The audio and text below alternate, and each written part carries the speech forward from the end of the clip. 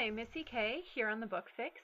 Today my review is of The Duff and Secrets and Lies by Kody Keplinger. Secrets and Lies is two short stories that are by Kody Keplinger and are only available digitally. And one of them is related to The Duff, and one of them is related to her other book, A Midsummer's Nightmare. So obviously they're all similar in tone because that's the kind of book that she writes. And so what the type of book is, I would say, is a young adult, usually geared towards older teens, contemporary story with a strong romantic plot, but also it's not just the romance, there's something else happening there. And it usually has something to do with the main character girl realizing something kind of profound about herself, or about society. She often deals with kind of issues of feminism and female self-worth. So in A Midsummer's Nightmare, Whitley kind of had to realize that she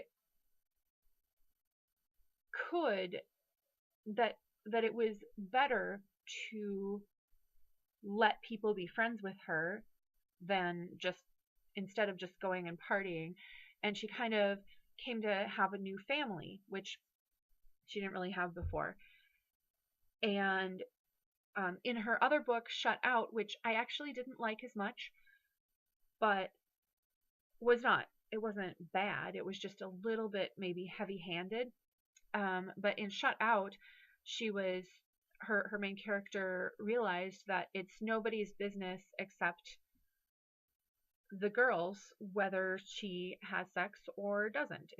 It's just like nobody should be bullied for being a slut or promiscuous or for deciding to wait or anything. It's just the girl's business, and obviously whoever she does it with. And in The Duff, Bianca realizes that most girls, all girls really, have something about themselves that they don't like. They all feel ugly sometimes. And labeling people just on their appearance is stupid anyway, but that everyone feels that way sometimes. And then Secrets and Lies are two short stories that deal with more tangential, or not really tangential, but side characters in those two books. I really like Keplinger's style, especially on these. The way that she is witty and sarcastic in the way that teenagers often are, and yet isn't afraid to deal with the serious issues, but mostly stays away from being preachy. Like I said, Shut Out is maybe a little bit too preachy, but other than that, she's definitely steers away from that for the most part. So The Duff, this review is primarily about The Duff, the designated ugly fat friend. So yeah, Wesley and Bianca Bianca hates Wesley because he's the one that called her the Duff originally, and yet she finds herself attracted to him. And there's also issues in her parents' marriage. I would say that in this one, it's a little bit easier to tell that she's very young, that this was her first book, but that's really only in comparison. There's no just straight up awfulness about it. There's nothing that I would have noticed if I had read this book first.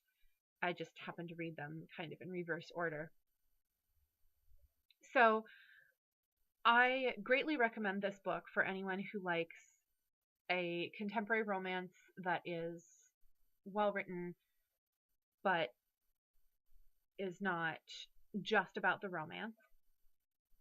I heard right just after I finished this book, I heard that they're going to make a movie about it, and I was really excited. And the star is going to be Mae Whitman, who is great, but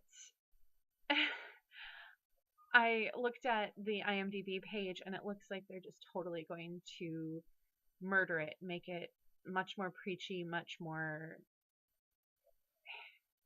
just like the message is just gonna hit you over the head. That's what it sounds like.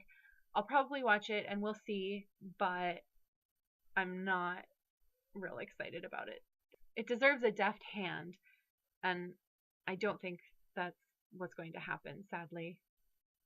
So read the book first before you see the movie.